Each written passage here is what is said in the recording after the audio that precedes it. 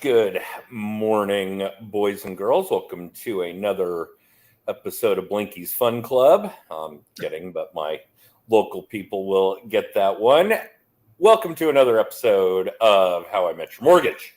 As always, I'm your host, Adam Smith, with Just the Tips Coaching. And with me, as always, is our marketing director, Jen Waybohr. Good morning, Jen. Actually, it's not even morning where you are. It's afternoon where I am. It's afternoon where our guest is. You're the only one. So, good morning. I'm the only one. Good morning. All right. And welcome back to the show. I have no idea why we welcomed him back to the show. How that ever happened, I don't know. But welcome back to the show. A really cool guest. One of my dearest and closest, Rocky Valor. Hey, Rocky. How are you, man? Doing well. How you guys doing? Good. So we already talked about your shirt before we I knew it was coming. Went live. Yeah, you knew it was coming. We talked about how many turkeys had to die to make that shirt. It was something. But apparently this is all the rage, all the fashion in beachwear, in Florida beachwear, which is where you are coming to us from this time, although usually in Detroit, Michigan, or I should say the suburbs thereof.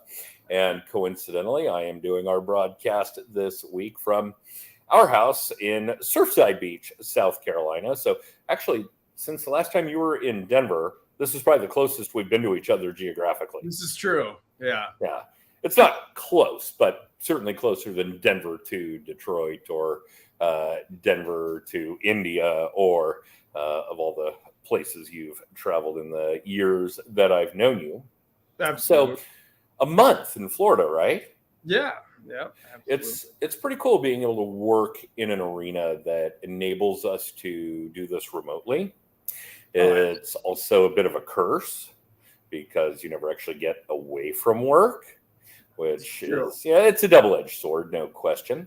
But yeah, let's talk about what you've been up to since the last time you were on the show. I assume you're still running some real estate. We still run a hotel.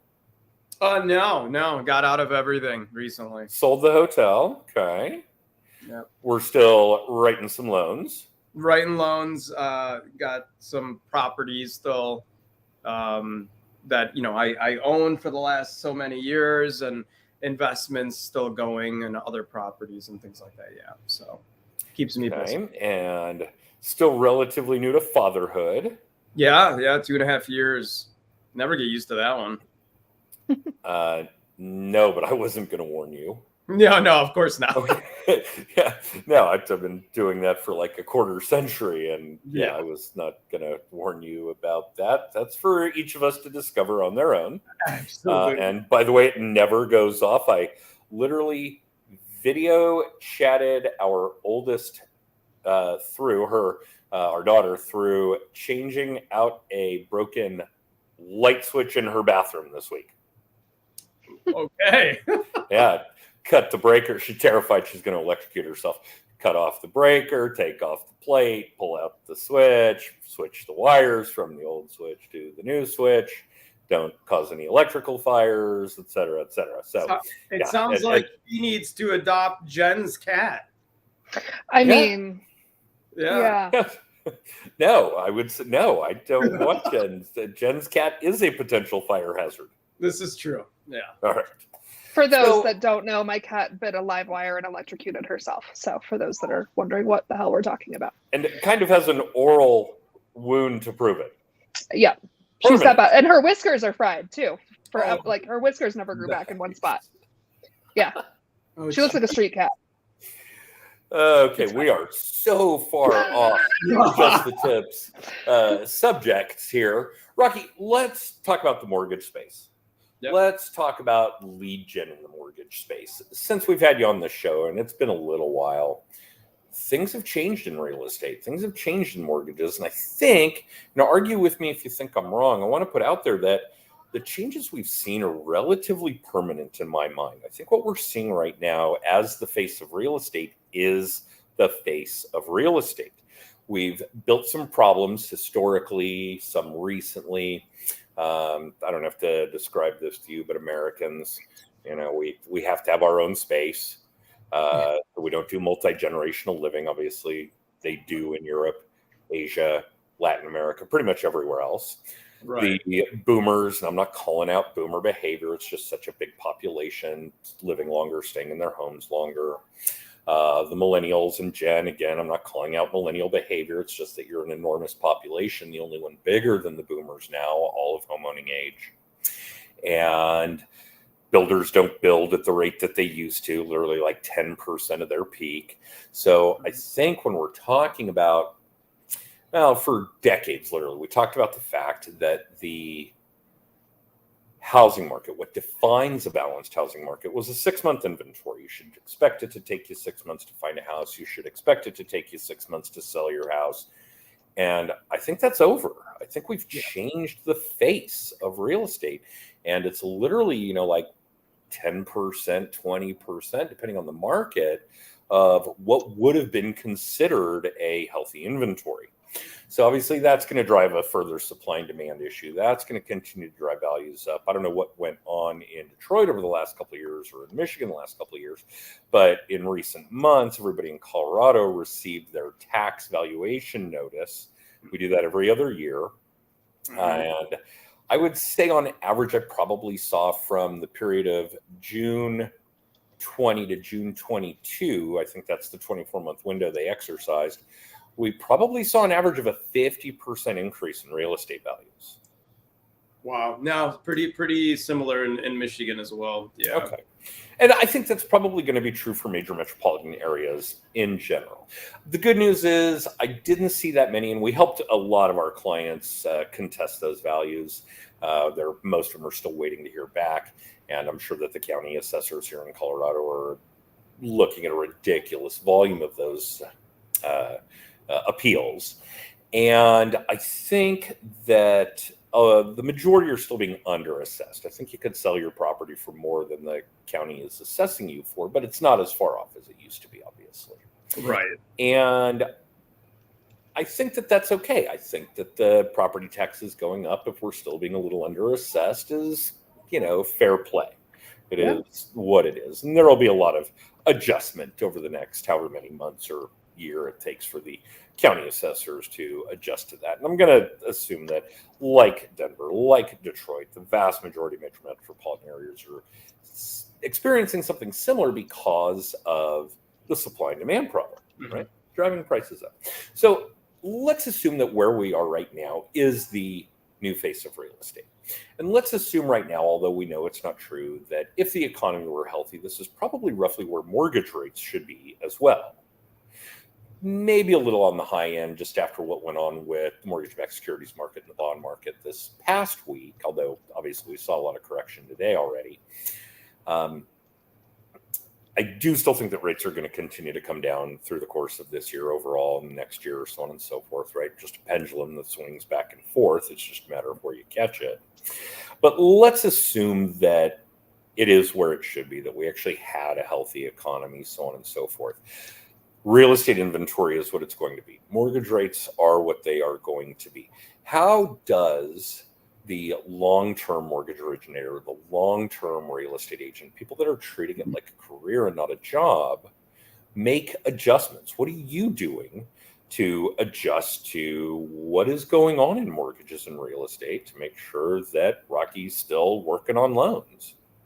And that's a great question. So, I mean, for people like you and I and, many other loan originators out there, a lot of our friend circle, they utilize technology. They stay on top of what's happening in the capital markets, the MBS market, 10-year bond, things like that, just to be able to stay in tune with what's happening on our side of things and how it's going to influence one way or the other. Utilizing technology so that we, can be updated and alerted as soon as there is some type of beneficial pricing. We can reach out to our clientele in the future, things like that. Unfortunately, there's a large amount of loan originators that, treated this as, a side hustle, maybe. A job, not a career. As a job. It's a great way to put it. And, they're not able to, I don't know, sustain this market and be able to get through. They really don't see a light at the end of the tunnel. And obviously that has a lot to do with the mass exodus that we're seeing, right? In both real estate and mortgages, yes. Right, absolutely. So there's so many things that we could be doing, even more so than what we're already doing. But I really think staying on top of those relationships, communicating efficiently with our clients, letting them know it's not just hey, rates will drop in the next year, let's refinance. I mean, I'm going to predict the winning lottery numbers next week. You know what I mean? If that's the case, which I'd much rather do that than predict it. Can we subscribe to that? Yeah, exactly. Okay, cool. No, I haven't played the lottery in years. But my point is if you can forecast when rates are going to come down, then you might as well just pick the winning lottery numbers. You know what I mean? Yeah, that's funny. In fact, I don't play it, and I use that a bunch with our clients. I'm like, I don't gamble with my own money. I'm certainly not going to gamble with yours. Absolutely. Kind of thing. Yeah. But I can actually tell you the exact moment that it was, because a bunch of us that run in this same circle were in New Orleans for a conference. And it was like the first time the Powerball had been, a billion or whatever it was. Yeah. And we all pulled a few bucks together each and went downstairs to the bodega in the first floor of the hotel and bought lottery tickets. Obviously, we didn't win because we're all still here.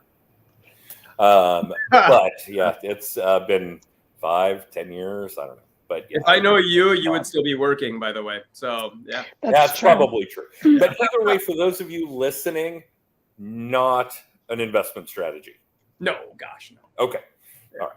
So what shifts have you seen in your business, in your lead gen? And I do want to come back to the technology stuff, but a lot of purchase business, because we've certainly seen a bigger influx of that.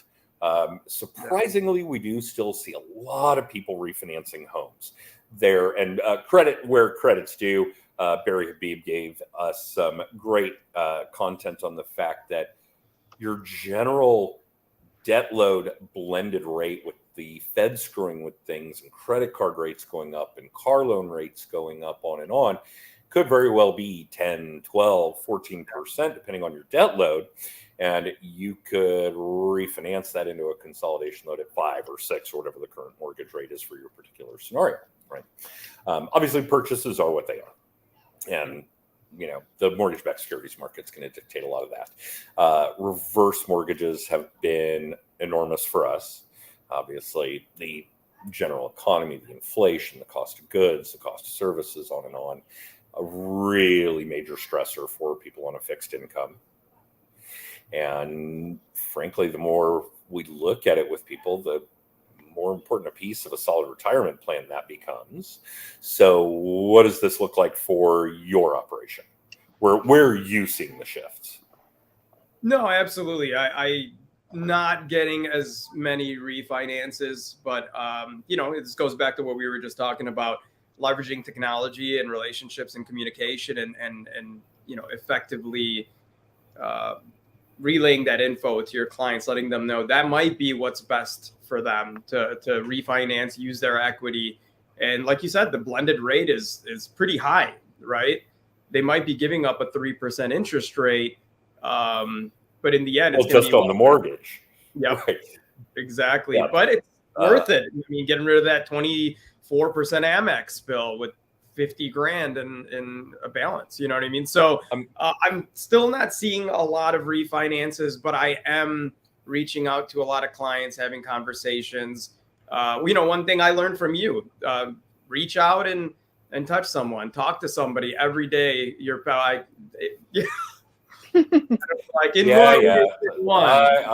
know you had to call the cops in that one episode. Yes, absolutely. That's fine. Talk to your past clientele, talk to your partners every day, reach out to them and talk to them about what's going on in their life. You just might figure something out on a way how you can help those people. So. Where you can help them, right. I can think of at least 3 or 4 that I'm working on right now. Cash out, debt consolidation refinances, where these people are still saving $800 to $1,000 a month. Absolutely. I mean, big numbers. So yeah, that certainly still exists. There's no question. Let's circle back to this technology stuff, because you obviously spend some time working on it. We did miss you at Social Media Day, although, gosh, Jen, I'm not even really sure it was Social Media Day. It was more like Tech Day.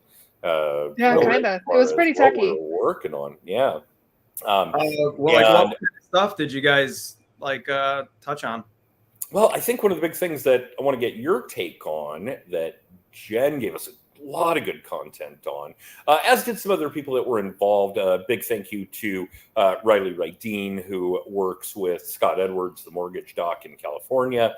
But AI was a big topic, as you can imagine. Sure. And we did talk a lot about Bard and ChatGPT and those kinds of things, but there's so much more to what's going on in AI right now. Canva has AI, which is in our coaching program, we use Canva, and we teach Canva for the clients that are real estate agents and mortgage originators. And Filmora, which we also teach and run a program on for video editing, has AI. And there's so many other pieces of the AI puzzle than just the ChatGPT, which is wonderful. But I think that there's so much more to it already, and so much more that's coming, that I rival it to the fact that I think I'm already behind. I'm way ahead of the curve on this stuff, and I think I'm already behind. Kind of like I was with doing good video work a decade ago, 12 years ago, 15 years ago. And it literally took, I don't know, a couple of years maybe of Frank Garay and Brian Stevens pushing me, and then harassing my wife and my friends and everybody else to push me into doing video work. Yeah. And boy, wouldn't you know it, we've done a weekly video blog for what's probably coming on or exceeded 13 years. We've been doing this. I mean, this is obviously the precursor to the podcast, but this video cast for 6 or 7 years, so on and so forth. And while I was ahead of the curve, I was behind the times. And I think that's what we're witnessing with a lot of mortgage people and a lot of real estate people when it comes to AI right now as well. Mm-hmm. No, absolutely. Yeah, AI is it's a scary situation. Part of me is conflicted. Part of me feels like, we're handing an Uzi to Genghis Khan, we're gonna feel the rap later on. Could be. Of course it will be.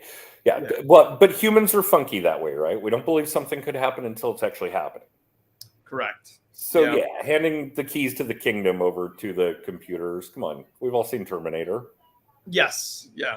Eventually, the machines become self-aware, or iRobot, or Surrogates, or all kinds of movies that have kind of led us down the path of imaginary path of where we're actually heading. But tell us what you're doing in this space. I'm definitely trying to stay on top of the AI stuff. Researching every day. I made sure to get early access to as many things as I could. It's tough. It's almost like another full-time job, trying to stay on top of the changes daily. And then it's another full-time job trying to effectively inject them into your daily business, right? And your business plan.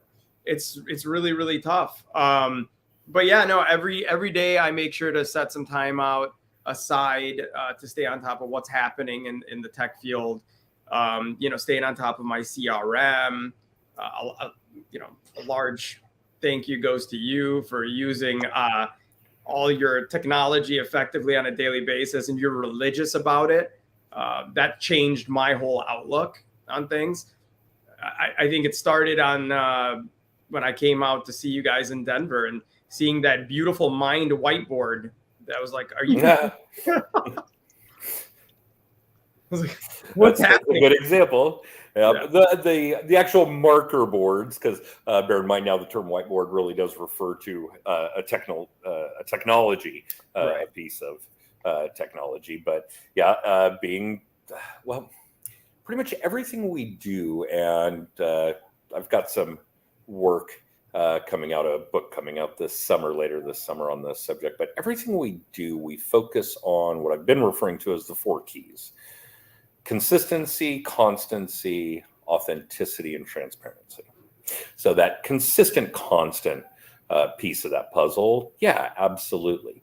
No question. But I think when it comes to where this is going to benefit us, at least until we hand the keys to the kingdom over and the computer becomes self-aware. Skynet is the term I'm looking for there. Until Skynet becomes self-aware, I think there's a big gap, a chasm between today and that day where we can really be putting a lot of this to good work.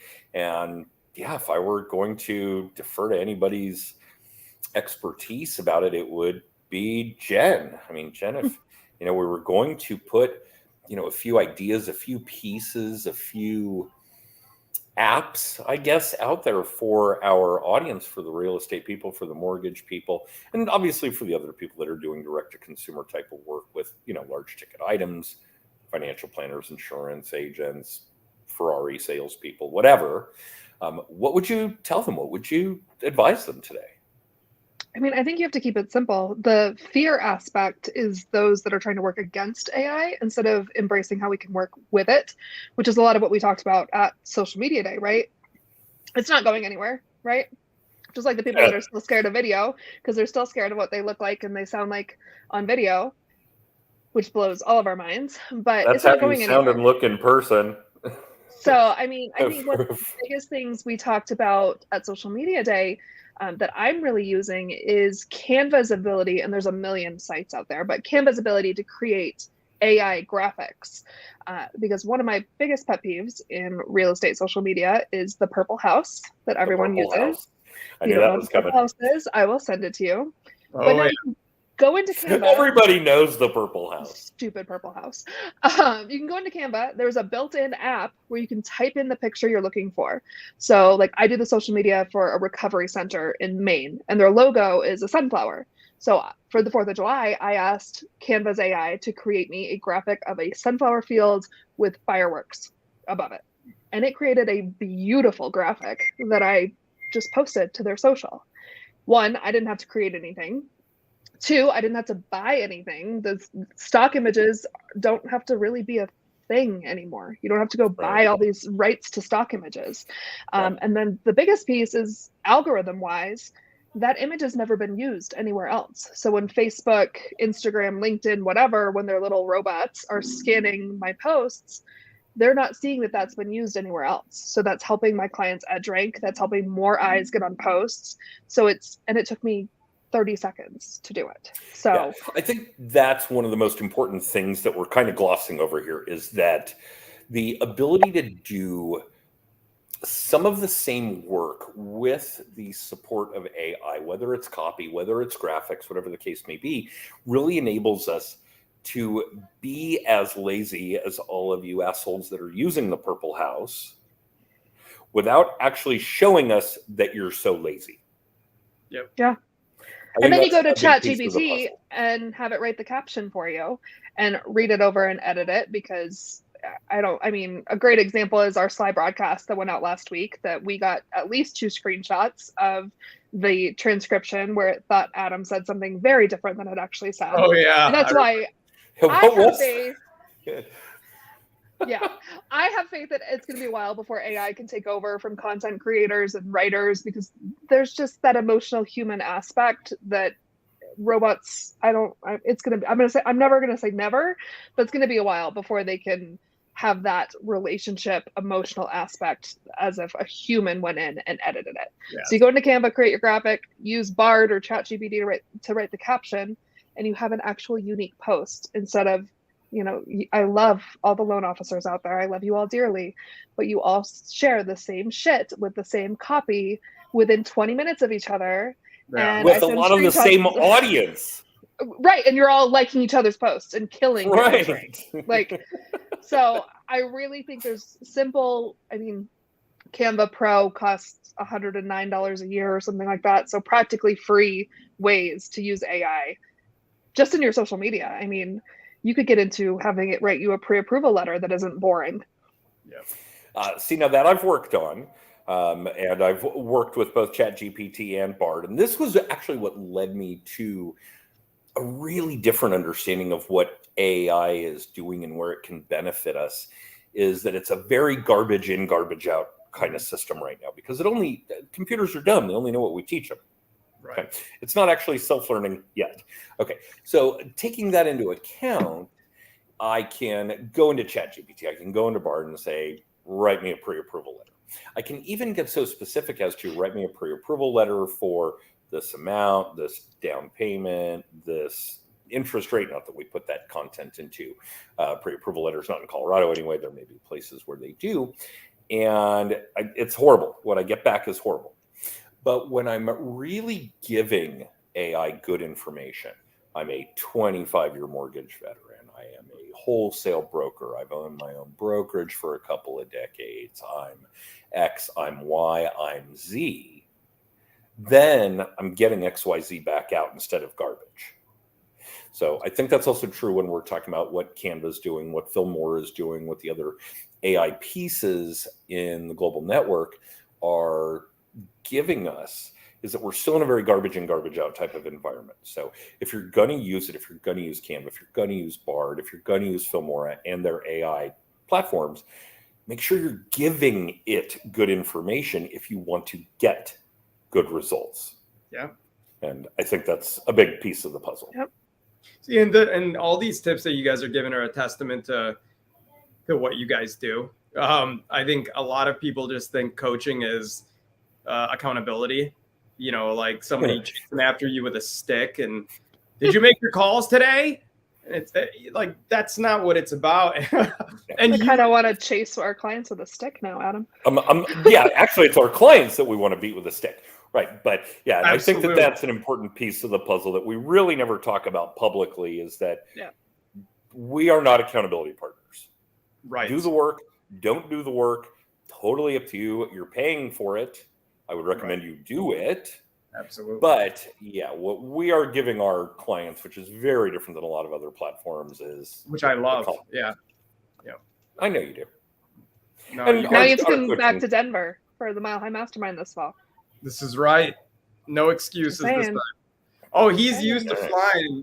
Daksha is good now. So All right. Yeah. Daksha's a world traveler. Right. he is Yeah, literally. Kid's got a passport and everything. Absolutely. Exactly. That way he can be next on the list for randomly selected for additional screening No, he's lights. He's yeah, exactly. at the TSA Security Theater. Oh yeah, he's a light traveler, but soon enough he will be selected one of these days. No doubt. Yeah, Asher's 8, he got a random screening for the swabs on his hands when we came out. Oh, here did it? a Yeah. week or two ago. He was like, "Dad, what is this? Why is this happening?" And someday I'll tell you the story of how I had dinner next to a guy at the Denver International Airport, already through security, where he whipped out a giant pocket knife to cut his steak with.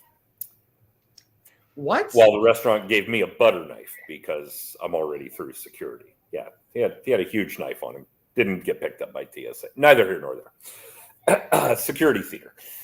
So yeah, okay. So Jen, I see that we are. I'm picking up what you're putting down. I see that we are running short on time, but that's always going to be the case when we start chatting with Rocky, because it's Rocky. It's true. So yeah, but thank you, Rocky. I know that it's a big deal to carve out this kind of time on a Monday morning, and especially while you're on vacation, like any of us ever actually have that. Yeah. Right. Same for me. Sitting here on vacation working. Yeah. But yeah, it's okay. So thank you for doing it. We'll absolutely get you booked for another episode down the road here. And hopefully we will see you in September. Absolutely. All right. Jen, why don't you tell everybody about September and all things JTT these days? All right, guys. Tickets are on sale for the 7th annual Mile High Mastermind, which I can't believe it's the 7th. Right here in Denver, September 29th and 30th. We kind of partnered with the University of Denver for this one. We have a beautiful space there every year. We will be talking AI. We're going to have a whole panel about AI. So we'll deep dive into that some more. We will hopefully have Scott Edwards come talk about his events that he does that strengthen his referral relationships. And that's an understatement. Yeah, He's a his rock star. events are incredible. I have a LinkedIn speaker already lined up. I have a team culture speaker lined up. It's 2 full days, but on top of all the content, it's just really badass people that you want to be in the same room as. So September 29th and 30th, tickets are on sale now. If you want a link for that, if you want episodes of the podcast, link to the podcast on Amazon, Spotify, and Apple. Basically all the things. Get a copy of Adam's book. You can text tips to 63566 and it will get you all that stuff. I was thinking I'd reach behind me and find it, but I'm at the wrong You know. house. But wouldn't you know, I do have I a know. copy of my book. There's even a really cheesy old picture of me on it. Cool. And I'm Well, not thanks, just Rocky. because Adam's my family, but get that book. It's Thanks, amazing. There's a ringing endorsement. Yeah. An Indian Although- wrote a book? What's happening here? I've got to be honest. I'm working on another one now. Okay. And I think because of the AI stuff we're talking about, it's probably the last book I will actually write. Well, that's a must-have too. I love to read, man. No, your book was fantastic. I can only assume the next one's going to be amazing. So We'll see. All right, Jen, take us out. For the rest of you, Rocky, thank you for doing this. For guys. the rest of you, you can catch us live on Monday mornings at 10:30 Mountain Time. Most weeks. We took the last couple off, but here we are back with a vengeance. Subsequent to that, a few days later, you can catch us on Apple, Spotify, and Amazon podcasts.